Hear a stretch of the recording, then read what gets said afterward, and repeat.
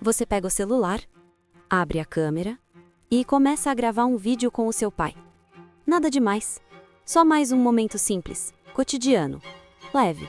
Talvez uma brincadeira, talvez um registro qualquer para postar depois. Agora imagina que no meio desse vídeo, o mundo simplesmente explode ao seu redor. Foi exatamente isso que aconteceu com uma garota de 13 anos. O nome dela é Naya, e o que ela viveu não parece real. Ela estava ali, tranquila, gravando com o pai. Um vídeo comum, Snapchat aberto, câmera ligada, vida acontecendo. E de repente, o som. Um estrondo, depois outro, e mais um. Em questão de segundos, o cenário muda. O que era rotina vira guerra. O que era um momento em família vira sobrevivência. Porque naquele exato momento, bombardeios estavam atingindo a cidade, Beirute. E não foi um ataque isolado, não foi um incidente pequeno. Foram dezenas, na verdade mais de 100 pontos atingidos em apenas 10 minutos. 10 minutos. Para você talvez seja o tempo de assistir um vídeo. Para quem estava lá, foram os 10 minutos mais longos da vida. Explosões, prédios atingidos, pessoas correndo, gente tentando entender o que estava acontecendo. E no meio disso tudo, uma menina de 13 anos com um celular na mão, gravando, sem entender completamente, mas sentindo tudo. O medo, a confusão, o choque e talvez o mais assustador de tudo, a imprevisibilidade. Porque ninguém espera que a guerra comece no meio de um vídeo. E tem um detalhe que torna essa história ainda mais pesada. Tudo isso aconteceu no mesmo dia de um cessar-fogo. Sim, no mesmo dia em que o mundo ouviu falar em pausa, em trégua, em redução de tensão. Enquanto discursos falavam em paz, bombas estavam caindo. Enquanto líderes negociavam, cidades estavam sendo atingidas. E isso levanta uma pergunta desconfortável.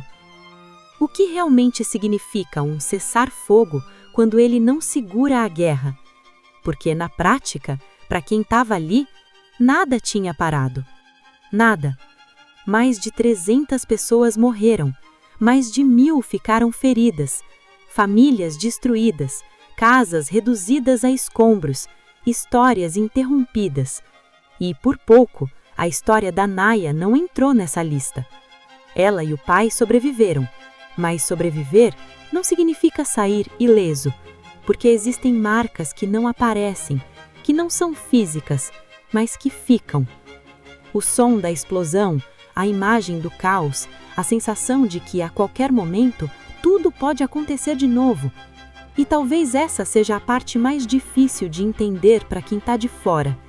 A guerra não é só sobre quem morre, é sobre quem continua vivendo com aquilo dentro. Agora pensa comigo.